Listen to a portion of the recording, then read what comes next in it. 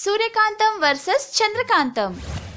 ఇంట్లో ఉన్న రోలు రోకలితో చంద్రకాంతం ఎన్ని తిప్పలు పడిందో మీకు గుర్తుందిగా? లేకపోతే కింద లింక్ క్లిక్ చేసి ఇప్పుడే ఆ ఎపిసోడ్ చూసి హాయిగా నవ్వుకోండి. అత్యాశ కోడలు, ఎగిరే మంచం. ఒకరోజు చంద్రకాంతం ఇంట్లో పనిచేస్తూ ఉంటే ఆమె మొబైల్కి ఫోన్ వచ్చింది. ఫోన్ ఆన్సర్ చేస్తూ మంచం మీద కూర్చుంది. హలో, ఏంది? అవ్వ సావు బతుకుల మధ్య ఉన్నదా? రమ్మంటాందా? ఇగో గీ ముచ్చట చాలా సార్లు ఇన్నతి. అరే, మొన్నటికి మొన్న పానం బాయే బాయే అంటిరి, దమ్మున ఉరుక్కొచ్చిన. గీసారి నా వల్ల కాదు. అయినా గిప్పటికిప్పుడు చెప్తే వచ్చుడు ఎట్లయితే చెప్పు అంటూ ఫోన్ పెట్టేసింది. ఇది విన్న సూర్యకాంతం, అదేందే, సావు బతుకుల మధ్యలో ఉన్న మనిషిని పోయి చూడవా ఏంది?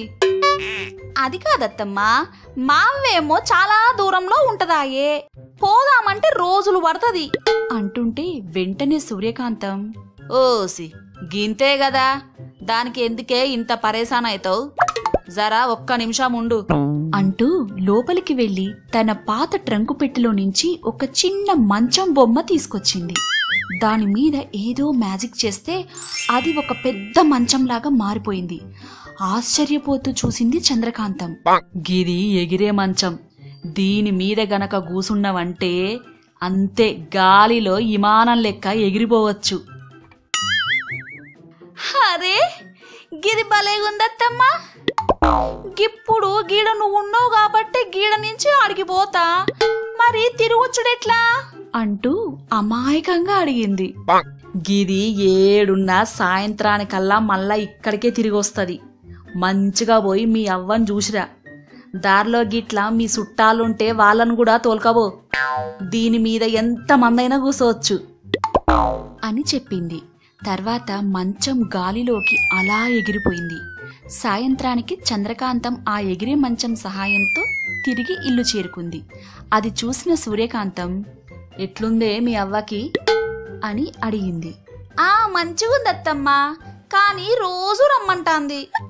ఎట్లయితది చెప్పు? గీ మంచం నువ్వు ఇస్తావా ఏంది?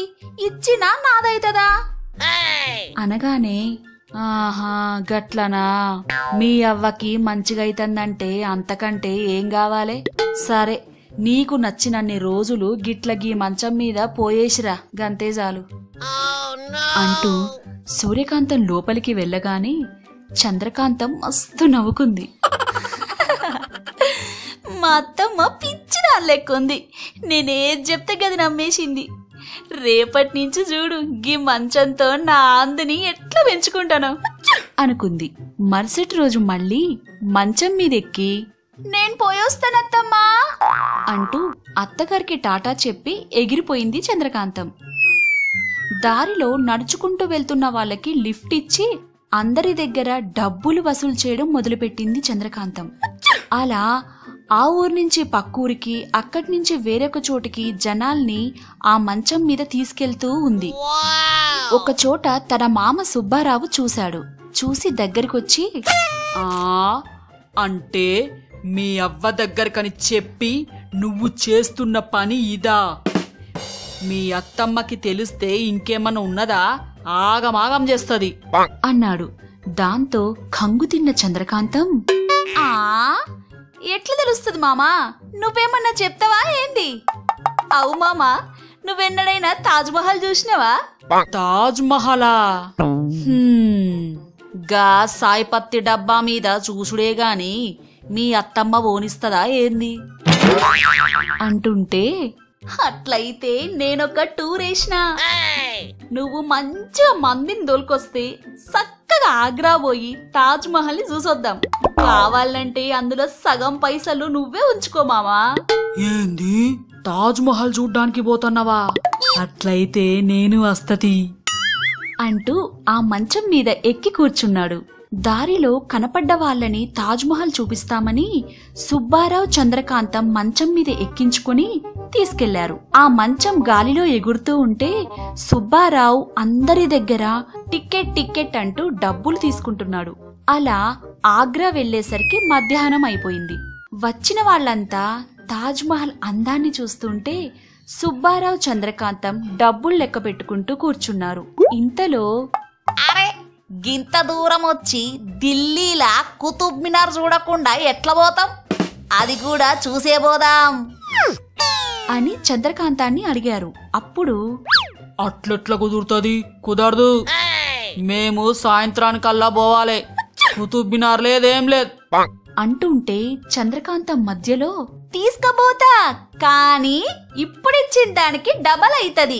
అట్లుంటేనే ఎక్కుండ్రి అని కండిషన్ పెట్టింది. కానీ అదేంది అట్లా చెప్పినావు? నీకెరికే గదా గీ మంచం సాయంత్రానికల్లా ఇల్లు చేరుతదని అంటుంటే చంద్రకాంతం అరే మామా, ఇన్ని పైసలు వస్తుంటే ఎందుకు ఫిక్కర్ చేస్తావు? గీడ సాయంత్రం నిమ్మలంగా అయితది, మన ఊరు లెక్క కాదు. అందరూ వచ్చి చంద్రకాంతానికి డబ్బులిచ్చి మళ్లీ మంచం మీద కూర్చున్నారు. అలా ఎగురుతూ వెళ్లి కుతుబ్ మినార్ ముందు ఆగారు. అందరూ అక్కడ కుతుబ్ మినార్ చూస్తూ ఉంటే చంద్రకాంతం సుబ్బారావు డబ్బులు లెక్క పెడుతూ కూర్చున్నారు. ఉన్నట్టుండి ఒక్కసారి చీకటి పడడంతో ఆ మంచం గాలిలోకి ఎగిరిపోయింది. అది చూసిన చంద్రకాంతం అరే అరే రే మామాగారు చూడు, గా మంచం ఎగిరిపోతుంది. ఇప్పుడు ఎట్లా? వీళ్ళందరికీ ఏం చెప్పాలి? అయ్యో అనుకుంటూ ఉంటే అందరూ అక్కడికి వచ్చారు. గాలిలో ఎగిరిపోతున్న మంచాన్ని చూసి అరే ఇప్పుడు ఊరికెట్లా పోగుడు? మా తాన ఇన్ని పైసలు తీసుకొని ఇప్పుడు ఇట్లా చేస్తారా అంటూ అందరూ చంద్రకాంతాన్ని సుబ్బారావుని బాగా కొట్టి వాళ్ళ దగ్గరున్న డబ్బులన్నీ తీసుకుని వెళ్లిపోయారు. సాయంత్రానికి మంచం ఒక్కటే తిరిగి రావటంతో సూర్యకాంతానికి విషయం మొత్తం అర్థమైంది. ఒక వారం రోజుల తర్వాత చిక్కిపోయి చినిగిపోయిన బట్టలతో నీరసంగా ఇంటికి చేరిన చంద్రకాంతాన్ని సుబ్బారావుని చూసి అడిగింది సూర్యకాంతం. మీ అవ్వకి ఎట్లుందే అంటూ నవ్వింది. మా అవ్వ సంగతి తెలియదు, కానీ ఇంకొక రోజు తిండి లేకుంటే నేను సచ్చేటట్టున్నద్దమ్మా. నీ కాళ్ళు మొక్కుతా, కాసిన్ని గంజి నీళ్లు తాపియత్తమ్మా అంటుంటే వెనక నుంచి వచ్చిన సుబ్బారావు నాకు తలనొస్తుంది, వేడివేడిగా ఏమన్నా తాపిరాదే. అట్లనా? ఉండుండ్రి, ఇద్దరికి వేడివేడిగా తాజ్ మహల్ చాయ్ దాపిస్తా. తాజ్ మహలా? వామ్మో, గా పేరెత్త జిందగిలా అంటూ లోపలికి పరిగెత్తాడు.